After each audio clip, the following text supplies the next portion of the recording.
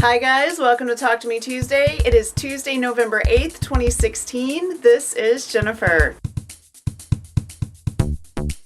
Before we go on to things of quilting importance, I do want to point out that it is Election Day here in the United States, so if you have not already voted, get out there and vote. I actually voted last week, and I'm wearing white today to honor all of the women that fought for the right for women to vote in the United States.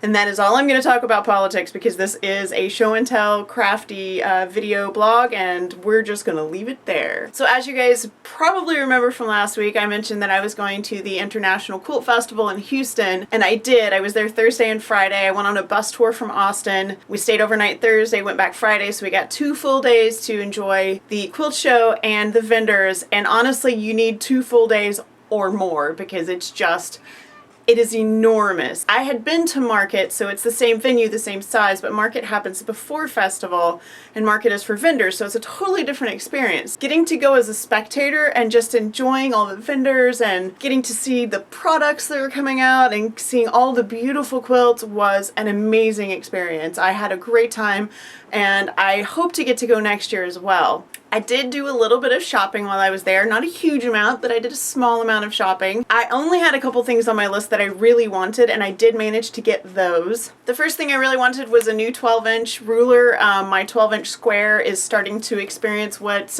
we call ruler rot, which is basically when the corners of your ruler start getting worn down, so you're not making squares anymore. You're making squares with like little rounded tips. I have a couple of Creative Grids rulers, and I really like them because I haven't even taken this out of the plastic yet, but you can see these little dots. They have texture to them, so it helps keep the ruler from moving around when you use it. One of the other things I was looking for were some clips for my Gracie King frame. I had seen these online, but I couldn't find anywhere where it said what size to get, and since I knew I was going to Houston, I just waited, and I was able to find them there. And these are, I'm going to kind of show you the picture because you can see this is where the clip goes. So this is so you attach the back part, like the top part of the quilt and the batting and the top of the quilt, and then when you lay it over that pole there, these clip on to keep it tight so you don't necessarily have to pin it. And I thought that would be a really good option for all the smaller quilts I want to do, like the Linus quilts and some of my smaller quilts, because you basically skip an entire step. You just clip the edge and it keeps it nice and taut. I was on the lookout for newsprint fabric or fabric with text because I have a project that I'm collecting fabric for, and believe it or not, I only found a couple things I really liked, and I only bought one because one booth, it was just impossible to get to the line. It was just, there were just people like backed out of the booth, and I had no interest in waiting to buy this fabric. So I went ahead and got the other one. And the lady that sold me this said this is out of print, and it was her last piece, so I was really happy to get this because it's a really awesome newsprint from like the 1940s. So this will be great for the project that I am saving fabric for. Interestingly enough, in the very same booth, I found 2 bundles of fabric that I really fell in love with. Both of them include 12 fat quarters. This one is all Moda Grunge, and it goes from like a light blue in the center all the way out through purples. So this, I haven't had Moda Grunge before, but I've loved it for pretty much ever since the first time I've seen it. So I'm putting this is just stash building fabric because I use so many tonals. So I'm always a sucker for purple and blue, and so that one got my attention. The other bundle is all batiks, and again, I don't know if you see a theme or not, but I do love blues, I love greens, I love purples, and so that's pretty much all these are. So I love these bundles. I haven't even taken them apart yet. This was all the fabric that I bought while I was in Houston. I also bought my very first stencil for quilting. I have no idea if I will use it or not, but I thought I had seen some scalloped quilting and I really thought it was cool. So I picked this up. It was very inexpensive, and I figured, you know, if I use it, great, and if I don't, I can pass it on to someone at Linus who will be more likely to use it than me. So this is more of an experimental, I'm going to give that a try kind of thing. The last thing I got for myself is quilting tracing paper, which I went to a demo where the lady was using this quilted paper to make templates that she was pinning on her quilt, and then she was stitching over them and just tearing the tracing paper off. And this is 20 yards of 18-inch wide paper, and it was like $11, so I figured this would give me some paper to play with.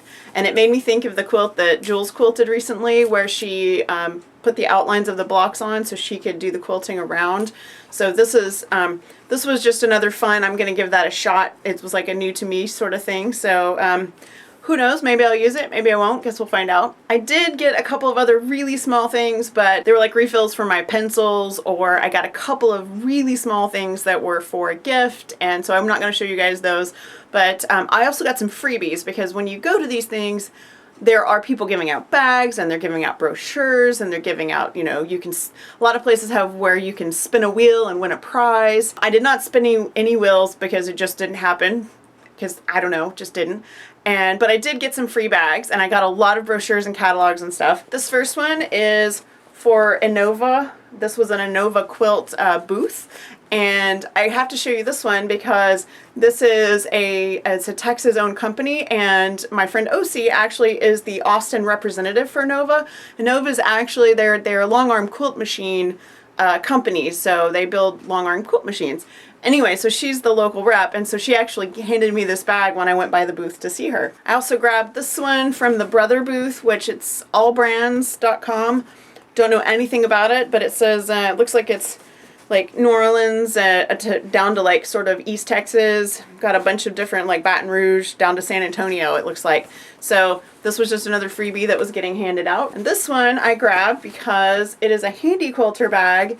And Handy Quilter is what the Linus Connection uses. We actually own a Handy Quilter, and that is what we use to quilt the quilt tops that have been turned in that aren't finished yet. And we also, these are really good bags to put a couple of quilts in that need to be bound. So our lady in charge of all of that, she folds those quilts up and she puts a couple in these bags with binding, and then she passes them off to the people that put the binding on them. So I'm actually going to probably pass this one. This one is pretty close to the same size, so I'm going to see if it's about the same, and I'll probably pass these off to her. So that is it. That's all of the goodies that I got while I was there. I had an amazing time. The bus ride was fine. We were a little bit late getting started, but we got there in the time frame that we planned to get there, and I saw a lot of people while I was there. I saw friends. I saw some people from Fandom and Stitches that recognized me, so that was great. That was super fun. I saw at least a couple of people that had made Project of Doom quilts.